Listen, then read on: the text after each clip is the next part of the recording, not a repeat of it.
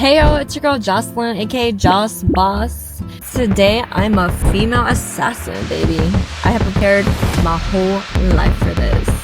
I am casted or playing a female assassin today for a student short film, and I'm super stoked. I am on my way to go grab coffee before I am heading to set. The call time is 12, so I'm gonna get there a little early just so that I can meet everybody, get settled in, do my makeup and hair. Yeah, and then we're gonna go from there. I got my coffee and I saw a picture of Bruce Lee pouring coffee in the cafe. So that is a sign that today's gonna be a good day. I'm exactly where I'm supposed to be. And I'm nearby the set, but I wanted to tell y'all how I ended up getting this opportunity before going in and meeting everybody and doing all that. So the short film is called Nothing Good Happens After 2 a.m. written by Thomas.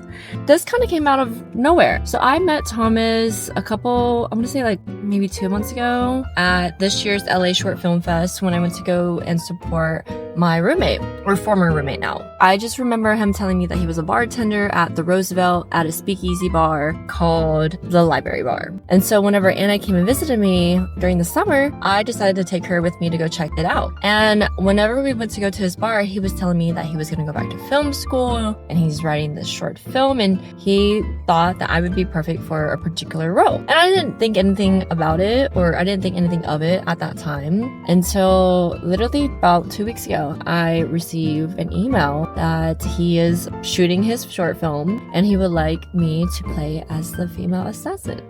And so here I am now. This is also my first acting gig where I've been training at Playhouse West with the Meisner method. So I'm gonna try to apply what I learned in class on set. Yeah, I'm excited, nervous, giddy, grateful. Yeah, I just kind of wonder like how this is all gonna be put together because I have no idea who else. Oop! And that is, it's time. It's time for me to go. So come along with me behind the scenes. Alrighty, I made it.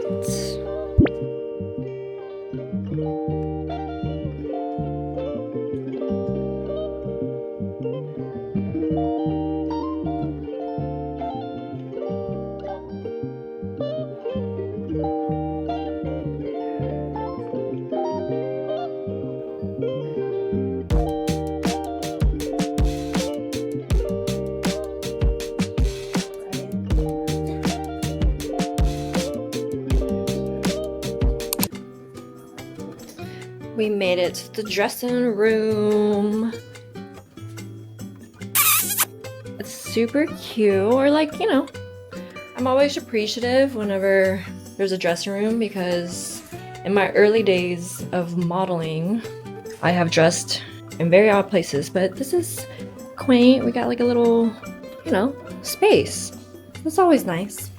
I am actually very early, or not very early, but I'm early, which I'm happy about because I can do my makeup, I can do my hair, and I can read the script as I do all that. Right now, the crew is still setting up. I think there's only one other actor here. Yeah, so I'm just using this time to just read over the script because I've only read it maybe like 1 or 2 times. And with this particular short film, I don't actually have any lines. I play as Ava, and she's a silent killer. And so I gotta channel that in, I gotta get into the zone. One thing that I'm gonna try to do this time around versus what I've done in the past as an actor is I'm not really gonna like pre-plan my actions or reactions or anything. I'm just gonna read, I'm gonna know the script, and I'm gonna be present and pay attention to my scene partners in front of me and just go from there. It's sort of like improv, but not really. But yeah, so I'm gonna get into the mindset as I do my makeup and hair. Right now the crew is still setting up, so I got plenty of time apparently. So that makes me feel relief. I am almost done with my makeup and I'm trying to read my script as I get ready. So we're channeling assassin thoughts. What do assassins be thinking about? Because since I don't have any lines, I'm gonna have to channel everything just through my eyes, my aura, my presence. So killing people. Killing people, killing people. But I'm killing a man. So maybe it won't be that bad. Or maybe it won't be that hard to channel all that inner rage. Just trust the stories I'll be telling you, or the stories that I could tell you about the men that I'm dealing with. Don't even get me started, child. But almost done with my makeup. Everything's running smoothly so far. I kind of wonder how long we're gonna be here, but I'm kind of getting hungry. And all I got for food right now is water and chips. I did get a coffee. I was thinking about getting a breakfast burrito, but I've been eating out a lot, so I'm trying to cut back. Okay, I am almost done. I'm not really mad about how my hair is turning out. I personally don't want to do ever an oriental bang. Like, no. I'm really grateful because I got to style myself for this. Shout out to Amy and Tammy for letting me borrow my outfit, which y'all are about to see. But for today's hairstyle, I didn't want to do a full slick back, but I did like majority of my hair slick back, and I left my like curtain bangs in the front to kind of give like a little, you know, bob illusion, you know what I'm saying? But yeah, so I'm not mad because hair stresses me out, and makeup. Honestly, hair and makeup, but because I feel like I have a limited amount of skills on doing my own, but you know, until we make it to the big productions, or you know, when we have the budget, then we'll have people. But for now, it's just me, myself, and I, which I'm very honestly so grateful where I am currently on my path, because I'm sitting here thinking about how one day I'm gonna have my own trailer and team, and when that day comes, I'm gonna reflect on this moment where I was like, whoa, like my first role in a short film, I was a female assassin. And so I'm very grateful. And so I don't want to be too touchy-feeling, but yeah, I'm just filling in my bald spots. This is a little hack. I know there's like products out there to help with like filling these like little bald spots, but right now I'm using a palette, the Tarte palette throwback, right? And filling in my bald spots so that I don't look bald on camera. Y'all ain't gonna catch me slipping.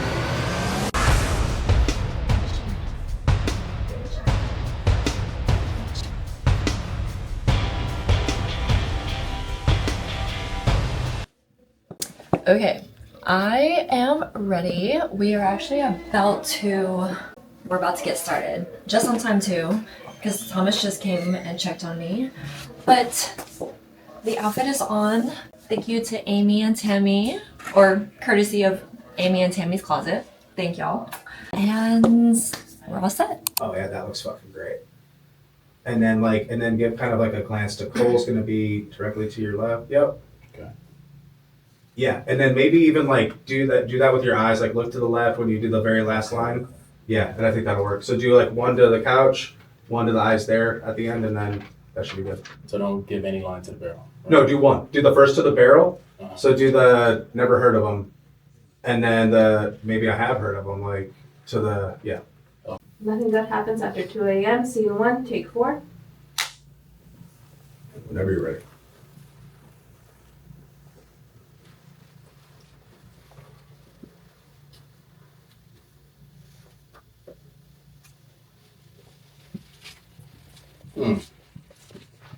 Interesting pieces.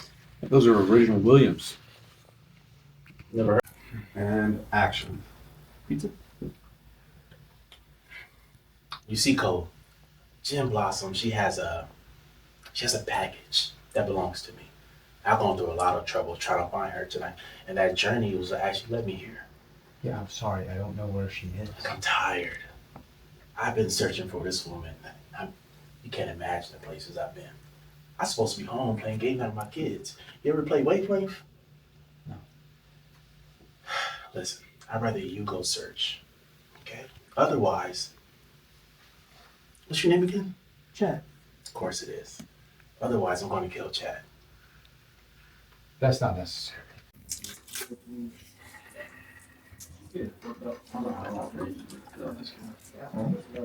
Oh yeah. We gotta squeeze. Maybe we'll try to bring it dead center. Could also bring that blue light. Yeah.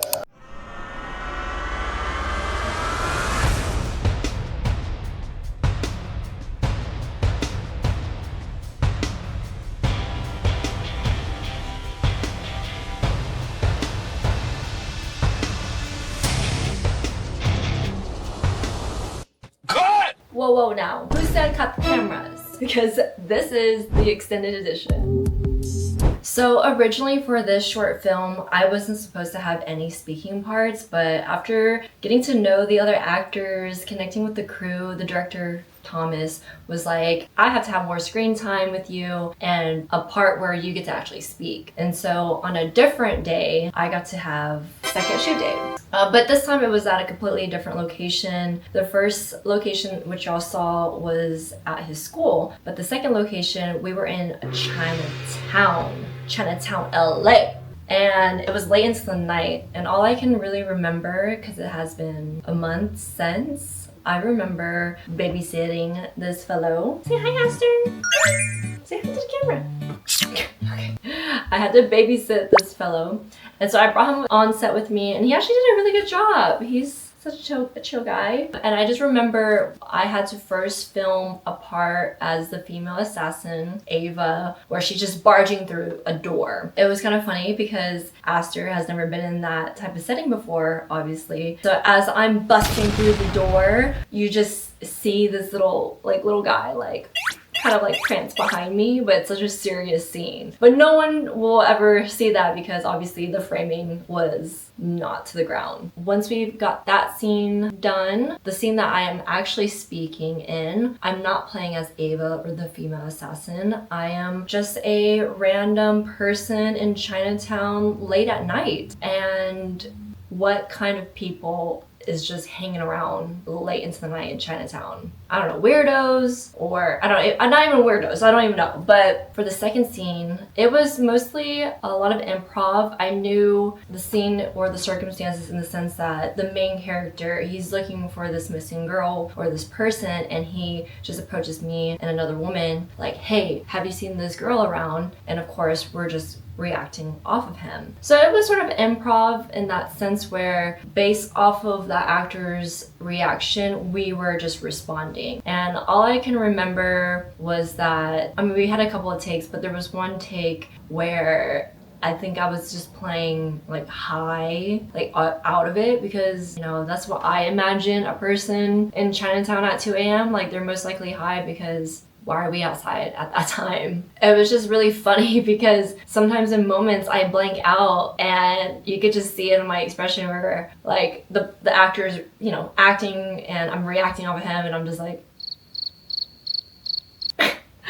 But I think we had some good shots. I believe Thomas was happy, and I do remember one part where I was sitting on a bench and Aster, he has a little separation anxiety. So he, during this scene, was just on my lap like this as I'm acting with the other actor. And of course, the camera's not getting Aster, or maybe he does. I don't know if he gets a cameo or not. We're just gonna have to see until the final short film is out. But yeah, Aster's just on my lap and I'm acting while the camera's over here, and it was a great time. I had a lot of fun. I'm really appreciative of Thomas and the crew, and I can't wait to see how it all turns out. But yeah, I didn't get any footage of the second day because it was just too much to juggle. It was my first time bringing Aster on set, or just an animal or a puppy onto set, and having to juggle not only acting, watching him, and filming. It was just too much, and I also was able to just be present and just let the magic unfold. So see you next time. Say bye, Aster. Say like, subscribe to my